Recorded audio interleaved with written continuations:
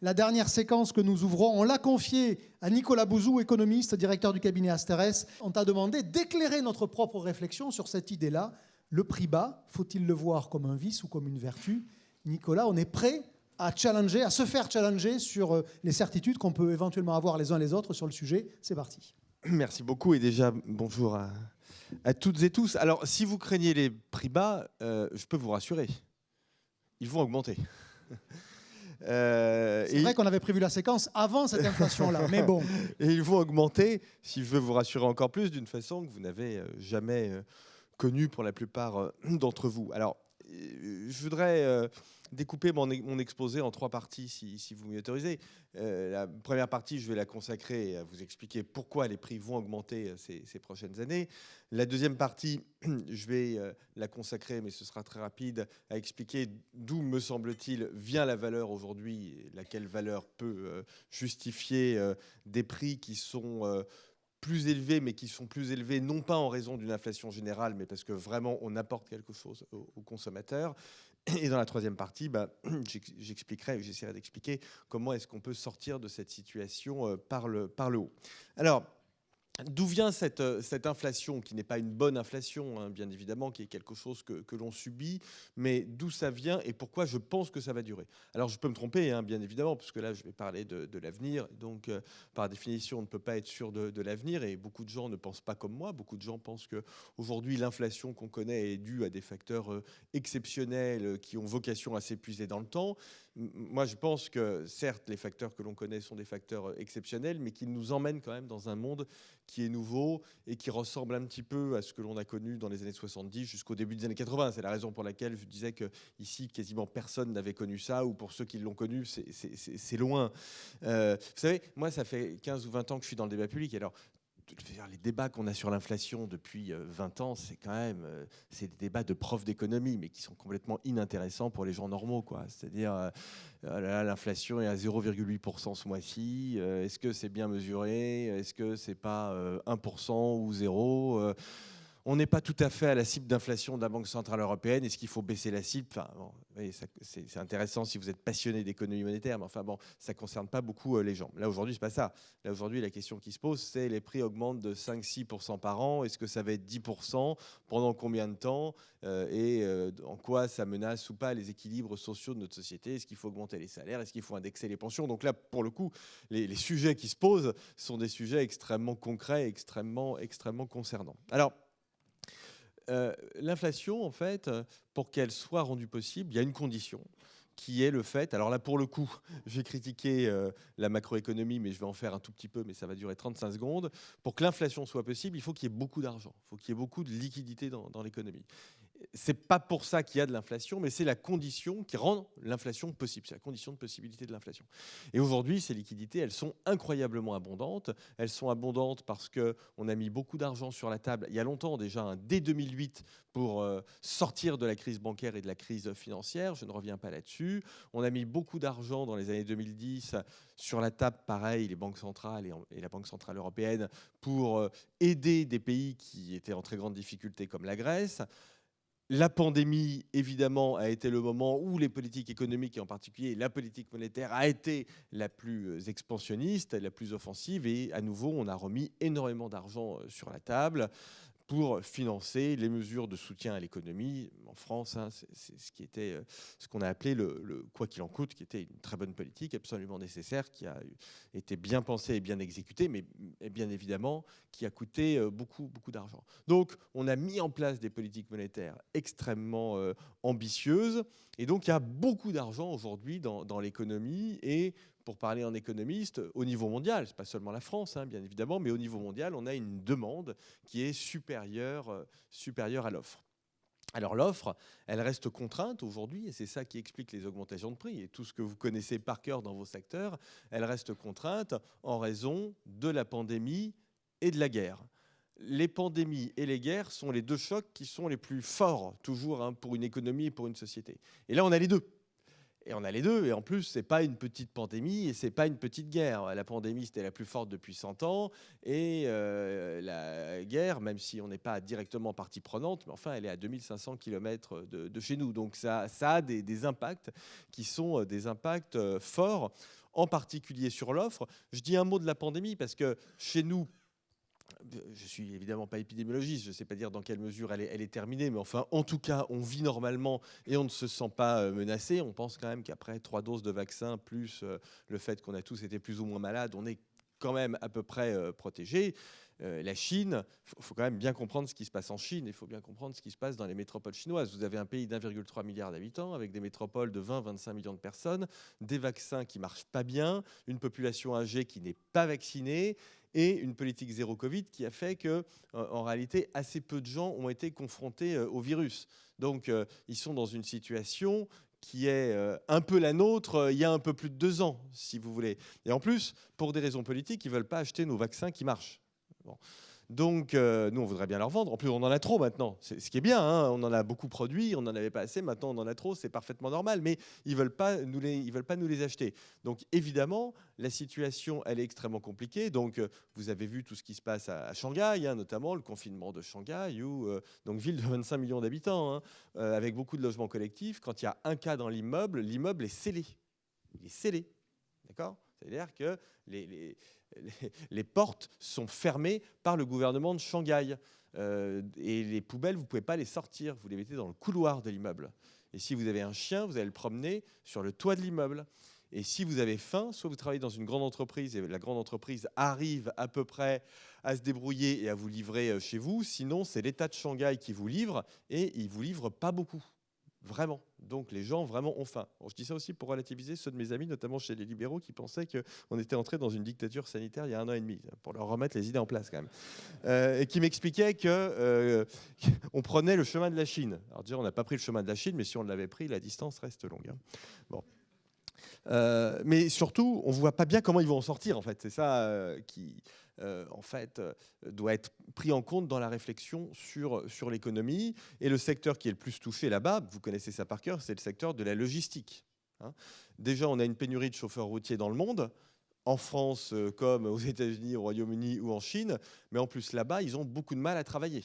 Parce que s'ils travaillent, s'ils sortent, ils ne peuvent pas revenir chez eux pendant des mois. Vous voyez. Donc, on a ce premier foyer de restriction d'offres qui est lié à la pandémie. Puis le deuxième foyer de restriction d'offres, bien évidemment, il est lié à la guerre en Ukraine. Je vais passer très vite là-dessus parce que vous connaissez ça par cœur, avec d'un côté des augmentations de prix qui sont fortes du côté des hydrocarbures, hein, puisque la Russie est un producteur, l'un des principaux producteurs dans le monde d'hydrocarbures, et qu'on essaie d'acheter de moins en moins d'hydrocarbures russes. Je suis d'ailleurs très favorable à un boycott, hein, moi, à titre personnel, donc je suis tout à fait favorable à ce qu'on n'en achète plus du tout, mais évidemment, ça fait un petit peu monter les prix. D'autant plus que, je ne vais pas entrer dans les détails, mais les substituts au gaz russe, comme le gaz naturel américain, sont assez chers, avec des coûts de logistique, là aussi, qui sont plus élevés que Nord Stream 1, si vous voulez.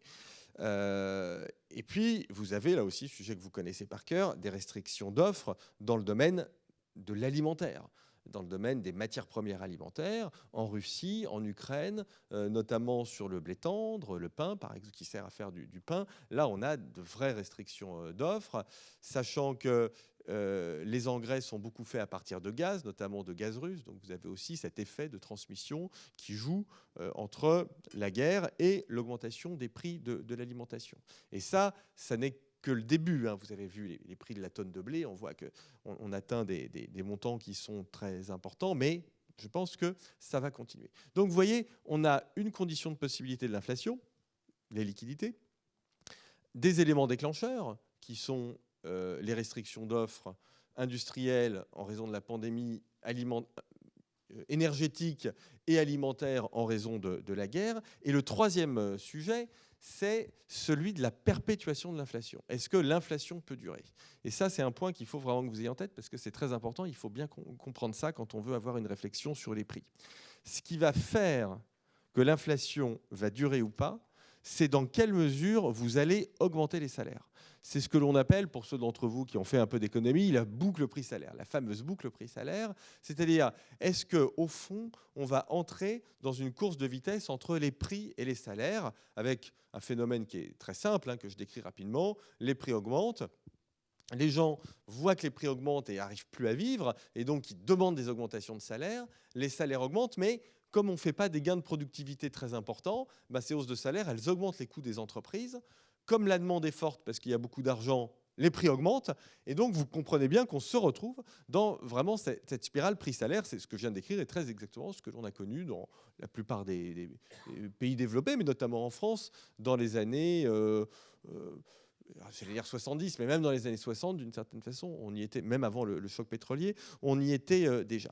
Donc la question derrière ça, c'est une question sociale. Est-ce que les hausses de prix dont je viens de parler, et les hausses de prix que vous voyez, que vous passez dans vos commerces, est-ce qu'elles vont générer une demande sociale forte d'augmentation des salaires?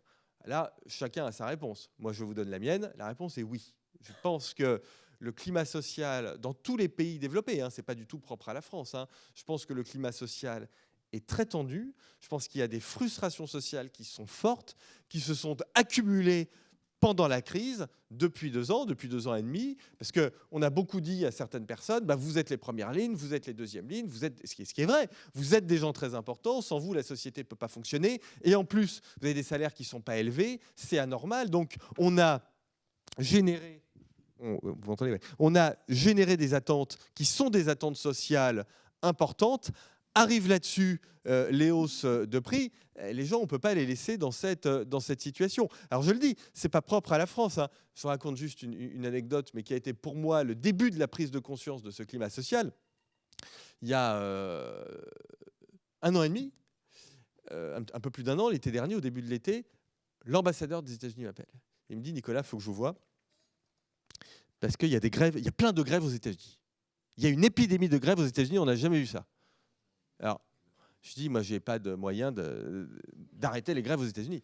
Même pas véritablement d'idée sur comment on arrête une grève aux États-Unis, en réalité. Il me dit, oui, mais le gouvernement m'a appelé parce qu'ils ont dit, il faut que vous demandiez aux Français. Mais, en réalité, leur grève était extrêmement simple. Parce que les grèves traditionnelles en France sont des grèves bizarres. C'est... des histoires de statut, je partais à la retraite à 52 ans, maintenant ça va être 54 ans, c'est pas possible, on bloque le pays, etc. Donc là, ça c'est les grèves à la française. Alors ça c'est simple, vous retirez la réforme, c'est pas... vous savez, c'est toujours les ministres, ils disent, moi je passerai jamais à la marche arrière, et puis ils la trouvent. Mais là c'était pas ça. Là c'était les salaires.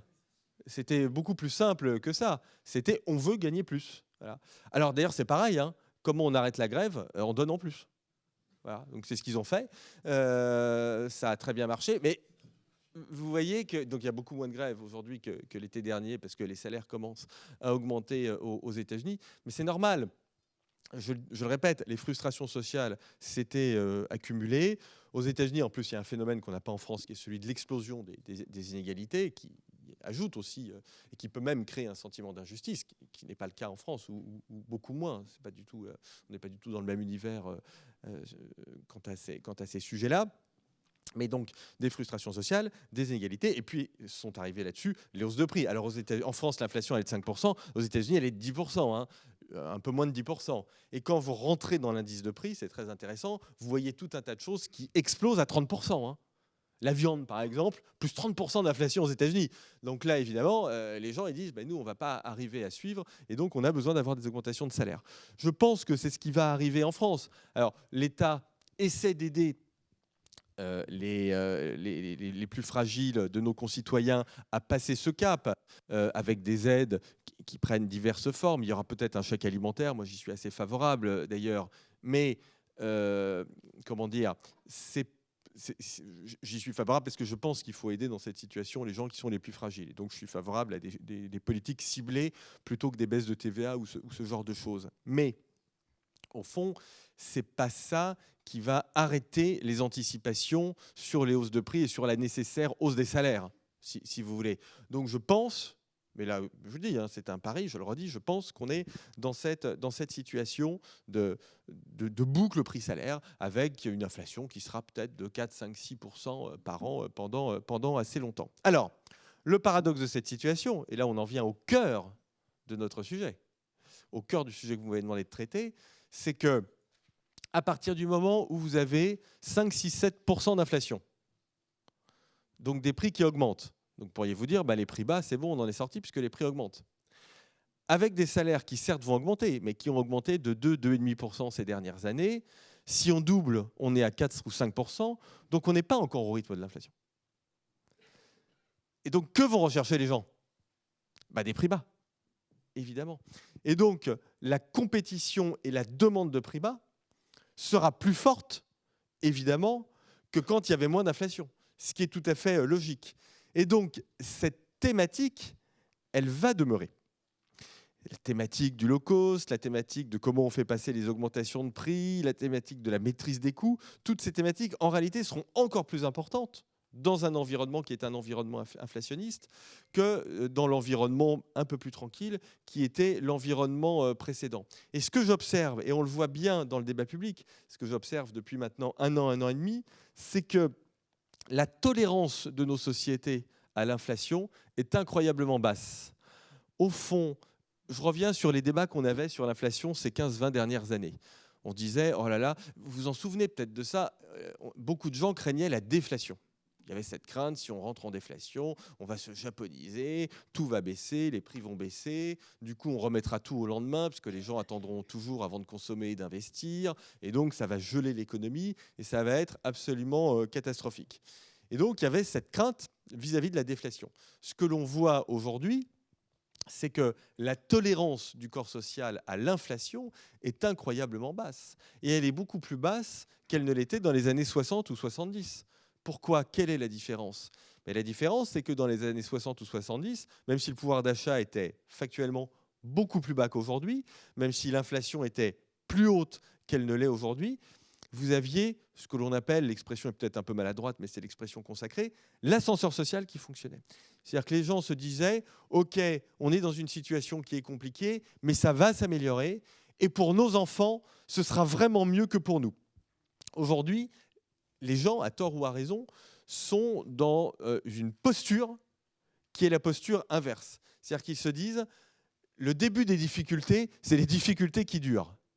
On n'en sortira pas et ce sera pire pour nos enfants. Et donc, vous voyez que la tolérance de la société aux difficultés, hier, c'était le chômage, aujourd'hui, c'est plus le chômage, il y a beaucoup moins de chômage, vous le voyez dans vos secteurs. Vous avez même des difficultés de recrutement, bien évidemment, qui génèrent d'ailleurs aussi des hausses de salaire. Donc, la difficulté aujourd'hui, c'est comment on maintient le corps social avec cette situation d'inflation.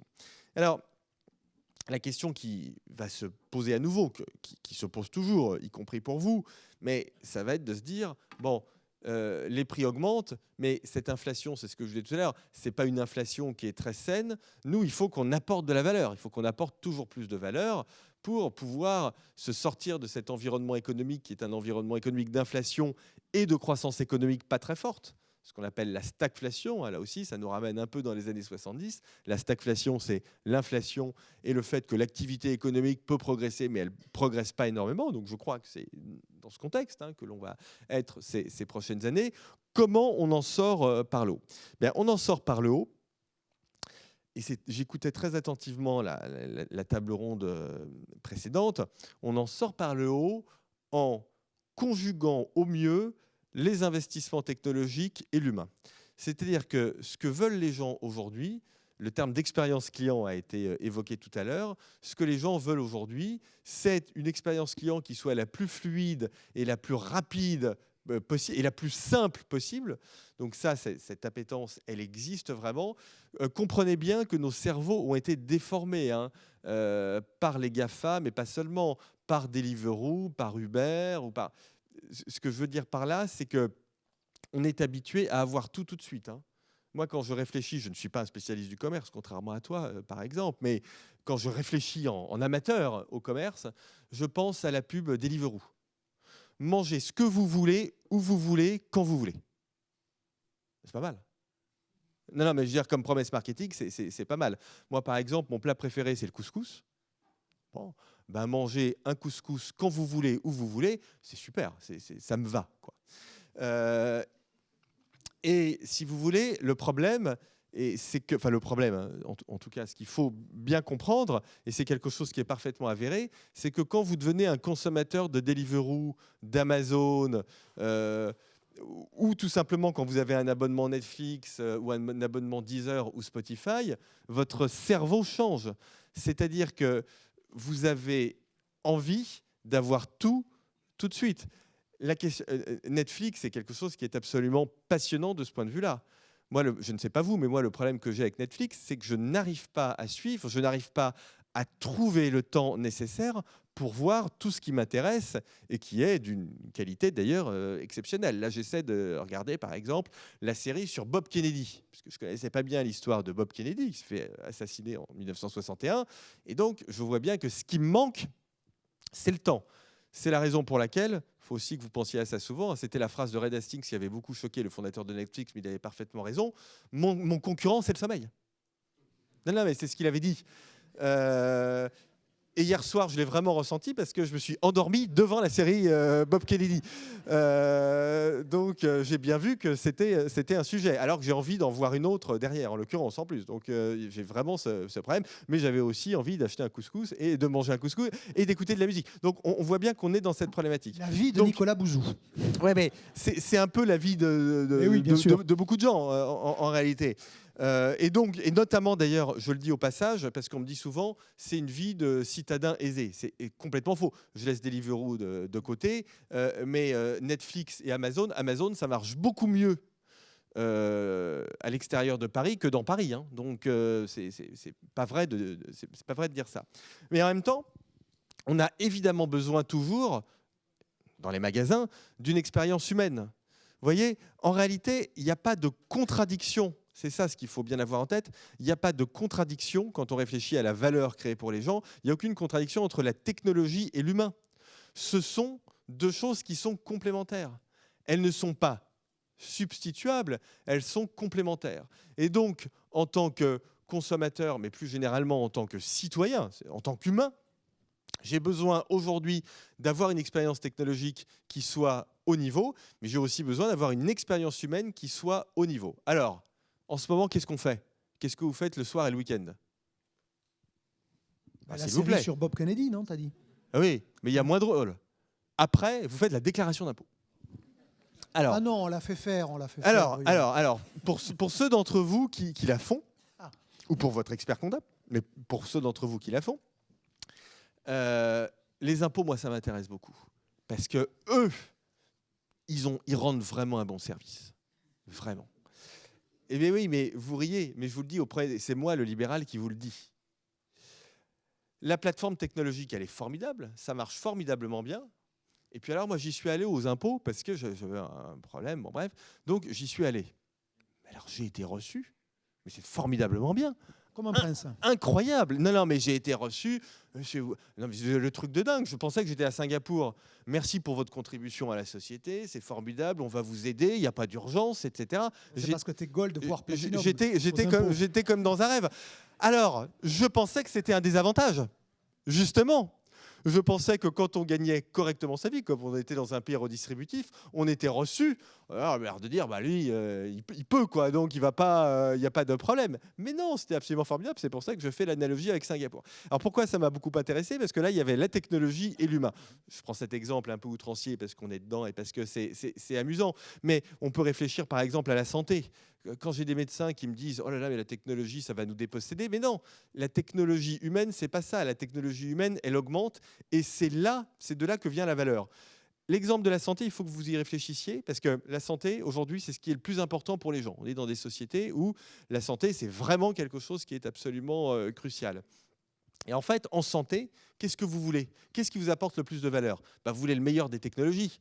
Évidemment, vous voulez les meilleurs IRM, les meilleurs outils d'intervention, les meilleurs robots chirurgicaux si vous êtes concerné, vous voulez le meilleur de la technologie, mais qui n'est rien sans le meilleur médecin.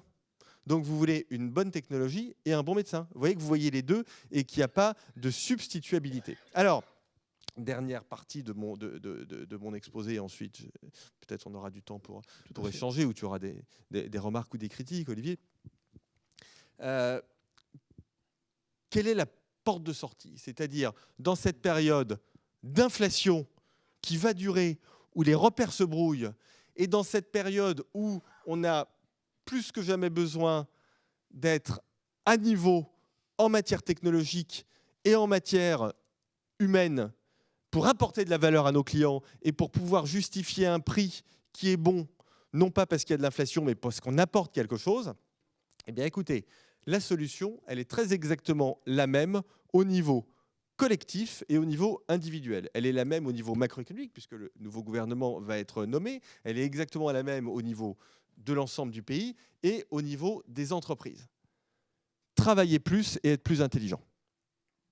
Alors, oui, il faut avoir les collaborateurs pour ça. Oui, non, mais ça, c'est aussi quelque chose qui est crucial en ce moment. Ce que ça veut dire, c'est que, et notamment quand on est dans le commerce, la préoccupation n'est plus d'aller chercher vos clients. Parce que les clients, il y en a, il y a de l'argent, il y a de la consommation. La préoccupation, c'est de chercher les collaborateurs. Ce qui doit empêcher de dormir, c'est de trouver les bons collaborateurs, de les trouver, de bien les payer, de les motiver et de les garder. Et ça, c'est beaucoup plus important aujourd'hui que les clients. Pourquoi? Parce que c'est beaucoup plus difficile, en réalité. La consommation, elle est là. Les collaborateurs, ils ne sont pas là. On est au plein emploi dans tout un tas d'endroits, dans tout un tas de segments du marché du travail. D'accord ? Donc, on est au plein emploi. Et en plus, il y a un rapport de certaines personnes au travail qui font qu'il faut motiver les gens. Le travail n'est plus quelque chose qui est positif en soi. Il n'est pas négatif en soi non plus. Mais il faut simplement donner du sens. Il faut donner du sens, il faut donner de l'autonomie, il faut avoir une bonne autorité managériale, c'est-à-dire autorité, à haut guéré. Augmenter les gens. Hein. Le bon manager, ce n'est pas celui qui les emmerde, hein. Ce n'est pas le petit chef, hein. C'est celui qui est une ressource pour eux. Et donc, vraiment, le cœur de compétitivité de l'entreprise, y compris, je crois, dans le commerce aujourd'hui, vient de là. C'est vraiment trouver les bonnes personnes qui vont travailler beaucoup, parce que là aussi, alors je disais un tout petit peu il y a quelques instants, mais souvent on me dit, ah mais les jeunes, ils veulent moins travailler, etc. Ben, ceux qui veulent moins travailler, il ne faut pas travailler avec eux, hein, parce que c'est pas possible, ça ne correspond pas du tout à ce dont on a besoin en ce moment. Mais souvent, c'est pas ça en fait. Souvent, c'est pas que les gens veulent pas travailler, ça peut arriver, hein, mais c'est pas ça. C'est que les gens, et notamment les plus jeunes, sont en demande de sens, ils sont en demande d'autonomie, et ils sont en demande d'un management qui soit un management de qualité. Or, souvent dans les entreprises, le management n'est pas bon, parce qu'il y a trop de managers, parce qu'on a nommé managers des gens qui étaient de bons techniciens, mais qui ne sont pas de bons managers. Et donc ça, bien évidemment, ça pose des difficultés aujourd'hui dans les entreprises, et les gens, ils s'en rendent compte. Et personne ne veut être managé par quelqu'un qui n'est pas un bon manager et qui n'a pas envie de manager. Voilà, moi, j'en aurais pas envie, vous non plus.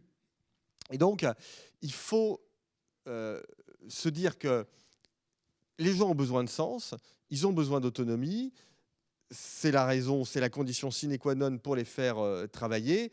Et on a aussi besoin de gens qui permettent, comme je le disais, de réaliser des gains de productivité parce qu'on aura investi dans les bonnes technologies. Et donc, il faut trouver les gens qui connaissent les technologies, qui sont les plus à l'aise avec ça, qui savent ce qu'il faut faire, notamment dans le domaine du commerce, qui sont les plus à l'aise avec ça. Et puis, il faut mettre des moyens là-dedans. C'est cette dialectique qui est très intéressante à trouver, je trouve, et qui est absolument passionnante. Et là encore, pensez à des exemples dans la vie courante.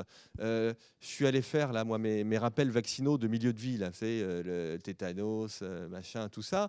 Et alors, je suis allé chez un médecin généraliste, mais ça n'a pas changé depuis 100 ans, vous avez vu ça? Mais c'est complètement incroyable. Il n'y a aucune technologie, il n'y a rien. Il m'a écouté le cœur avec un stéthoscope. Le stéthoscope a été inventé en 1890. Enfin, ça, on ne va pas continuer comme ça, c'est pas possible. Non, mais je dis ça parce que je travaille dans l'économie de la santé, donc je suis au courant de toutes les nouvelles technologies. Enfin, là, il va falloir faire quelque chose, hein. C'est pas possible. Donc, vous voyez qu'on a besoin de ces technologies. En même temps, c'est absolument passionnant. Et c'est ça qui va nous permettre, à titre individuel, mais aussi à titre collectif, puisqu'on est dans une séquence politique qui est quand même intéressante, c'est ça ce qui va nous permettre de sortir de cette période de stagflation par le haut. Les investissements dans les technos et dans la connaissance, la formation, hein, investissement dans les technologies et investissement dans la connaissance, c'est complémentaire, l'un ne peut pas aller sans l'autre. Ça n'a pas de sens. Ça n'a pas de sens. Les deux sont absolument complémentaires, et c'est ça ce qui va nous permettre de faire des gains de productivité, c'est-à-dire de maîtriser les coûts, d'apporter de la valeur, c'est-à-dire d'avoir des prix qui sont justifiés par la proposition que l'on fait aux clients. Et c'est ça, et c'est très important au niveau collectif, qui nous permettra d'avoir de la croissance et de répondre aux aspirations légitimes de nos concitoyens en matière de contrat social. Voilà. Merci Nicolas. Vous pouvez le remercier par vos applaudissements. Reste avec moi. Je reviens sur l'idée initiale de ce discount à tout prix que l'on entend parfois, hein, d'ailleurs chez certains acteurs du commerce. Aide-nous à comprendre en quoi c'est quelque chose de bien, parce que socialement, le discount à tout prix, il rend accessible la consommation. Et donc, par rapport à toutes les frustrations sociales que tu as évoquées, on peut se dire que le discount à tout prix, il est bien. Mais d'un autre côté, il met une pression terrible sur l'outil productif, et avec des conséquences sociales, là aussi, qui peuvent être négatives. Comment on peut se positionner par rapport à ça? Est-ce que, eu égard à l'état social de la France aujourd'hui, il faut ce discount à tout prix ou il faut s'en préserver? Non, moi je pense qu'il faut s'en préserver. Alors je sais que tout le monde ne partage pas forcément ça dans cette salle. Mais surtout pourquoi? Mais je vais vous dire pourquoi. J'ai mon bureau plutôt par là, dans le Sentier, juste au-dessus du métro Sentier. Et il y a un magasin, juste au-dessous de mon bureau, qui vend un poulet pomme de terre.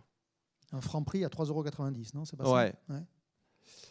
Alors moi, à chaque fois que je vois ça, je me dis, mais c'est pas possible. Comment ils font? Comment on fait pour tout faire rentrer, pour faire rentrer les aspirations légitimes de toute la chaîne de valeur dans 3,90 €. Donc je pense qu'il faut quand même qu'on ait ce type de réflexion.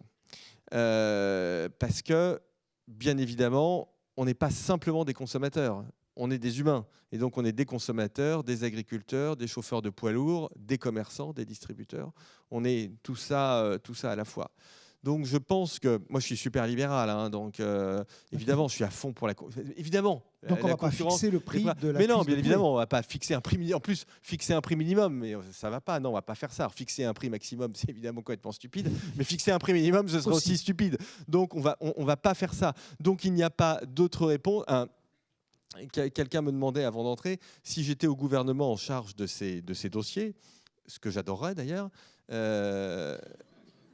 Mais je vais transmettre. Malheureusement, voilà, ce sera pour le prochain coup.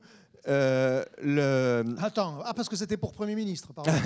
Non, mais même pour le reste, malheureusement. Mais non, mais je faisais une réponse très décevante. Je pense qu'il n'y a pas mieux à faire qu'essayer de mettre tous les gens autour d'une table pour essayer d'être intelligents ensemble. Mais je ne crois pas qu'il y ait de mesures. On a essayé, hein. Enfin, tu connais ça par cœur, vous connaissez ça par cœur, bien mieux que moi. Des mesures pour essayer d'avoir une répartition plus juste dans la chaîne de valeur, on en prend, ça fait 20 ans qu'on en prend, tous plus compliqués les unes que les autres. Moi, je ne suis pas dans votre secteur, mais ce que je vois toujours après chacune de ces mesures, c'est que personne n'est jamais content. Donc je me dis que ça ne doit pas être complètement satisfaisant, puisque tout le monde continue de râler à peu près comme avant. Donc c'est qu'on n'a pas trouvé le truc. Mais si on n'a pas trouvé le truc, je ne veux pas être défaitiste, c'est parce que je pense que les mesures réglementaires ne sont pas bonnes. Je pense que c'est pas possible. Donc en fait, il faut essayer de faire les choses intelligemment entre nous. Et puis surtout, il faut faire quelque chose qui est très compliqué, mais qui est l'éducation du consommateur et l'éducation du citoyen. Je pense que vraiment ça passe par là. La pression concurrentielle qui induit cette quête permanente du discours, je pense qu'elle n'est pas très bonne. Destructrice. Oui, je pense. Moi, j'ai par exemple regardé la situation des PME dans l'industrie agroalimentaire. Quand j'ai vu ça, moi, j'en avais pas conscience, honnêtement. J'ai quand même été très inquiet. Les marges sont très basses, il n'y a pas de gain de productivité, il n'y a pas d'investissement. La filière agroalimentaire, même jusqu'aux ETI, elle n'investit pas. Donc ça, c'est quelque chose qui forcément va nous revenir comme un boomerang, si ce n'est déjà le cas à moyen et long terme. Donc pour répondre très directement à ta question, oui, mon analyse, c'est que c'est un problème. Deuxième et dernière question, justement sur cette idée de si tu avais les manettes, tu as évoqué l'idée qu'il va falloir arbitrer entre les salaires, le prix, comment tu mettrais le curseur pour malgré tout satisfaire les frustrations sociales dont tu as dit qu'elles sont fortes, et malgré tout le fait que il va peut-être falloir se modérer, parce que sinon on rentre dans cette fameuse boucle vicieuse et non vertueuse, prix-salaire.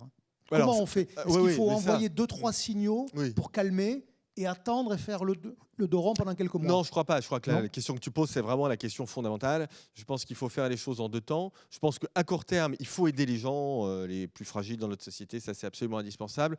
Je le disais, je pense qu'il ne faut pas le faire par des mesures larges comme les baisses de TVA, y compris sur les carburants, etc., parce que ça profite à tout le monde. Et il y a des tas de gens qui n'en ont pas besoin. Donc non, je pense qu'il faut aider. Je pense qu'il faut le voir comme une politique sociale, vraiment comme une politique sociale. Ce n'est pas une politique économique. C'est une politique qui est destinée à aider les plus pauvres, pour le dire clairement. Et donc, on leur donne de l'argent d'une façon ou d'une autre, voilà, pour passer cette période. Après, ça ne règle absolument pas notre problème fondamental de pouvoir d'achat. Et notre problème fondamental de pouvoir d'achat, il est lié... Alors, je suis désolé de le dire parce que ce n'est pas des sujets qui sont très sexy et qui sont des sujets qui trouvent une résolution à très court terme, mais c'est lié à des problèmes de croissance, c'est lié à des problèmes d'absence de gains de productivité. Et donc, il faut absolument qu'on ait un espèce de plan pouvoir d'achat, de plan salaire plus exactement, mais de plan salaire, non pas simplement pour augmenter les salaires comme là on va le faire, c'est ce que j'expliquais dans l'urgence, mais pour avoir des augmentations de salaire qui sont saines, c'est-à-dire qui correspondent pour le coup à des vraies augmentations de productivité. Et ça veut dire mieux former les gens. On a un problème majeur de formation dans notre pays. Je voudrais vous dire, ça c'est très important pour bien comprendre l'état social de notre pays, que jamais la prime à la compétence, ce qu'on appelle le talent gap en très bon français, jamais la prime à la compétence n'a été aussi élevée qu'aujourd'hui. C'est-à-dire que les écarts de situation et de rémunération entre ceux qui ont des... Je schématise, hein, mais les bonnes formations, enfin vous comprenez ce que je veux dire par là, les bonnes formations et ceux qui n'ont pas les bonnes formations, cet écart n'a jamais été aussi important. Et quand on regarde le chômage en France, aujourd'hui, c'est exclusivement un chômage de personnes non qualifiées. Il n'y a plus de chômage chez les personnes qualifiées. C'est peut-être pas le job de leur rêve ou c'est peut-être pas le salaire, okay, mais il n'y a plus de chômage chez les personnes qualifiées. C'est faux, ça n'existe plus. Et donc, cette question de la formation, elle est mais absolument, elle est plus centrale que jamais. Il faut être inventif. Il faut permettre aux entreprises, on commence à le faire d'ailleurs, mais de former directement les gens. Ce n'est pas la peine toujours de passer par des centres de formation continue. C'est très bien, parfois ce n'est pas très bien d'ailleurs, mais souvent c'est bien. Mais il faut être très, très inventif parce que c'est véritablement ça qui va permettre aux gens de bien gagner leur vie. Et il faut remettre en marche la mobilité sociale. Sauf et ça, c'est un super travail. Je termine juste, j'en ai pour 20 secondes, mais c'est un super travail pour les partenaires sociaux, et notamment pour les syndicats de salariés, remettre en marche l'ascenseur social à l'intérieur des entreprises. Ce qui est avéré, c'est que dans une carrière, les augmentations de rémunération, c'est quand on change de job. Donc, il faut aussi avoir ça en tête. Sauf que ça, c'est le temps long et le temps court. C'est ça, le exactement. Temps court, ça s'appelle crise sociale. Bien juste, court. Exactement. Gilets jaunes, le retour. Ouais. Il y a des chances qu'il sorte, ce film-là. Ouais. J'en sais rien, parce que vous savez, mon expérience, c'est que les crises sociales, elles arrivent beaucoup quand on les attend pas. Ouais. Donc là, comme tout le monde le craint et comme tout le monde l'attend, je me dis qu'il y a peut-être une chance qu'il n'y en ait pas, j'en sais rien. Je pense que c'est absolument imprévisible. Mais en tout cas, oui, bien sûr, le climat social, on ne va pas se mentir, il est très tendu. Il est très tendu, mais en même temps, comme je le disais, on a des potentialités, notamment grâce à cette troisième révolution industrielle, on a des potentialités qui sont quand même assez formidables aujourd'hui. Donc, vous voyez, je pense qu'il faut être lucide. La lucidité, c'est qu'on n'est pas du tout dans un environnement plombé, c'est complètement faux de croire ça, c'est pas vrai. L'inflation, ça peut être l'inflation, ça fait aussi, ça allège certains problèmes. Le problème, on n'arrête pas de me dire en ce moment pourquoi vous nous avez emmerdé depuis 20 ans avec la dette publique, vous en parlez plus. Il faut choisir ses peurs. S'il y a 10% d'inflation, il n'y a plus de problème de dette publique. Donc, je veux dire, choisissez votre camp. Donc, tout n'est pas mauvais dans cette affaire. Donc, si vous êtes très endetté, c'est une excellente nouvelle. Merci Nicolas Bouzou. Merci, c'est moi qui vous remercie. À bientôt.